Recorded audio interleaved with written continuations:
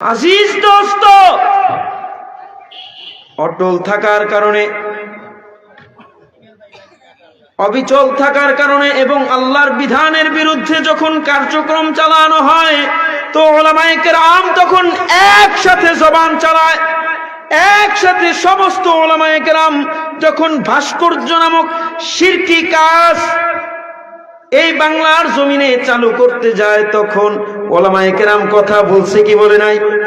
বলার কারণে জেলখানায় যেতে হয়েছে, যেভাবে ইমামে আজমকে যেতে হয়েছে, যেভাবে ইমামে আহমদ ইবনে হাম্বলকেও যেতে হয়েছে, হয় নাই? একইভাবে উলামায়ে কেরামদেরকে যাইতে হয়েছে, কিন্তু তারপরেও তারা হক কথা বলা বন্ধ করে দিয়েছেনি।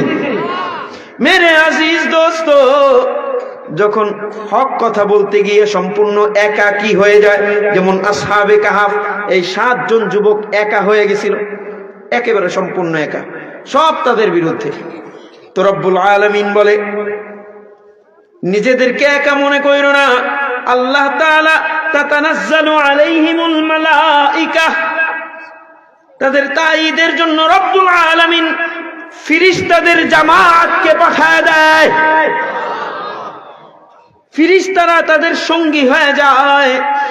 এরপরে রব্বুল আলামিন বলে যে আমি শুধু ফেরেশতার জামাত পাঠায় ক্ষান্ত হই না, বরং তাদের দিলের মধ্যে এই কথা ঢেলে দেই যে লা তাখাফু ওয়ালা তাহজানু, ও বান্দা কোনো ভয় নাই, কোনো পেরেশানিও নাই, জেলের মধ্যে আসো তাতে কি হয়েছে? দেখেন না, ভয় থাকলে কি আর আল্লাহু আকবারের তাকবীর তুলতো? মেরে আজিজ দোস্ত, আল্লাহ ওয়ালা যারা একাকী হয়ে গেলেও ফেরেশতা পাঠায়া রব্বুল আলামিন সাহায্য করেন এবং তাদের অন্তরের ভেতরে ভয় দূর করে দেন, কোন চিন্তা পেরেশানি সব দূর করে দেন। এরপরে রব্বুল আলামিন বলে আবশিরু বিল জান্নাহ আল্লাতী কুনতুম তুআদুন,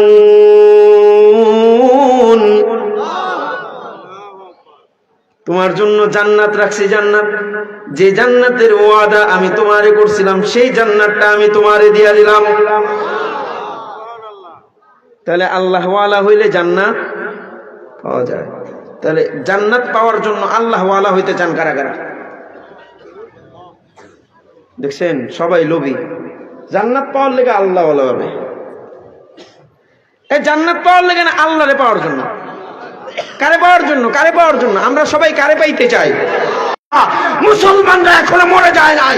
তোরা যতই মুসলমানদেরকে নিধন করতে চাবি, তোরা নিজেরা নিধন হয়ে যাবি, মুসলমানদেরকে নিধন করা তোদের জন্য সম্ভব নয়।